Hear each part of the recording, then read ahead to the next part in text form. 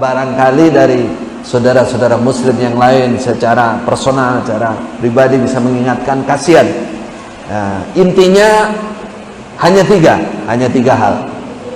Hanya tiga hal ini titik beratnya. Pertama, mereka mengkafirkan umat Islam di luar golongan mereka. Semua, walaupun mereka baik-baik secara lahir, ya taib bertetangga, tapi dalam keyakinan mereka semua kafir, semua Islamnya tidak sah, kecuali kalau ikut di jamaah mereka, Itu intinya. Maka kita sadarkan, kita kasih tahu umat Islam semua saudara kita, ya semua ikhwah kita. Itu yang pertama, takfir, punya keyakinan takfir ini.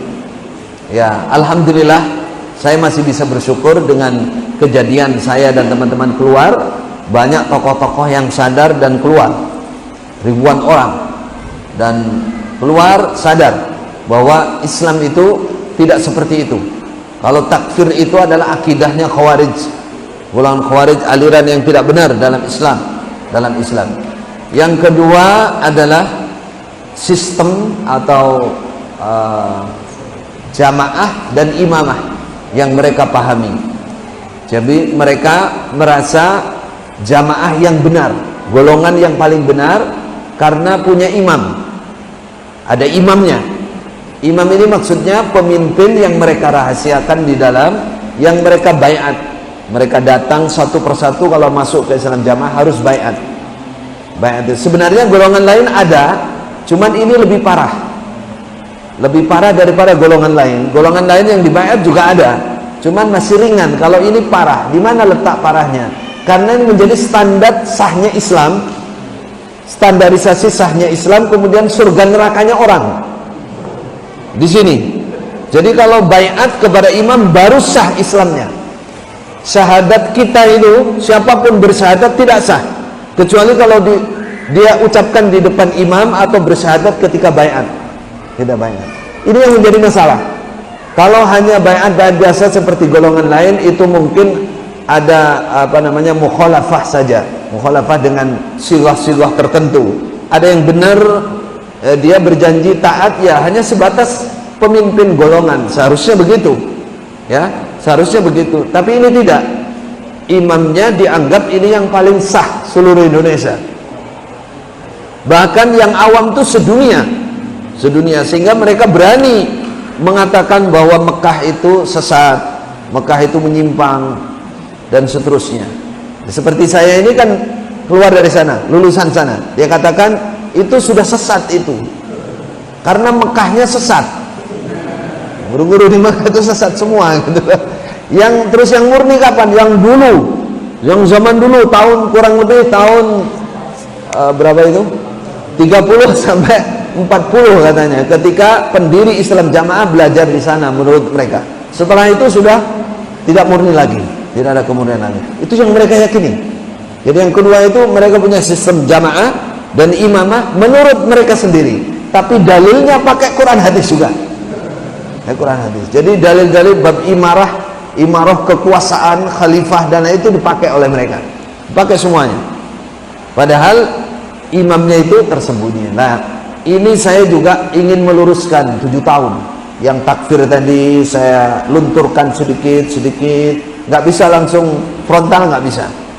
Yang bab imamah selalu saya serukan, imam jamaah, saya bahasakan halus begitu, imam jamaah kita. Nah, imam jamaah kita, pemimpin golongan kita, maksudnya ya komunitas kita ini harus dipahami seperti itu. Bukan imam yang khalifah, imam yang paling sah, imamul muslimin. Orang Islam nggak bergabung berarti dia nggak punya imam. Kalau nggak punya imam berarti mati jahiliyah. Mereka man mata bi ghairi imamin mata mitatan jahiliyah, man mata wa laysa fi unuqihi bai'atun mata mitatan jahiliyah. Semua dalilnya dari Quran, dari hadis, tapi pengertiannya yang salah. Ini yang kedua. Jadi nanti kalau ketemu punya saudara dikatakan, iya imam kamu itu imam gak apa-apa, kamu angkat jadi, tapi imam golongan kamu saja. Sama dengan di tempat lain juga ada pemimpinnya, namanya bukan imam tapi ketua. Sama dengan itu, punyamu juga sama. Imam itu bahasa kita ketua, rois, apalagi kepala, manajer, itu namanya ketua, manajero. Jadi disadarkan seperti itu. Nggak apa-apa itu kalau kamu anggap sebagai ketua kamu di golongan kamu, nggak ada masalah. Tapi kalau kamu anggap itu penentu surga, imam ini diyakini besok yang akan menuntun surga itu imam itu. Tanpa punya imam nggak bisa masuk surga. Ini kan parah ini.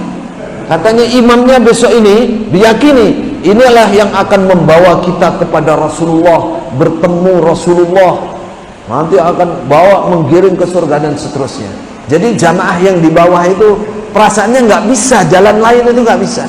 Islam saja nggak cukup, iman saja nggak cukup, harus berjamaah dengan mereka. Itu yang mereka yakini. Ini jadi disadarkan, dikembalikan ke akal sehatnya, akal normalnya. Soalnya ke doktrin itu nggak normal sudah pikirannya, nggak normal. Yang ketiga, mereka punya tarikan-tarikan sedekah yang diwajibkan. Sebenarnya di golongan lain ada juga. Cuman yang ini yang jadi masalah, wajib terus ditentukan jumlahnya seperti zakat itu. Seperti zakat itu ada 10%, ada 5%, 7,5%, ada 2,5%. Ditentukan, kemudian diwajibkan. Yang penyimpangan paling menyimpang ini jadi standar surga neraka juga.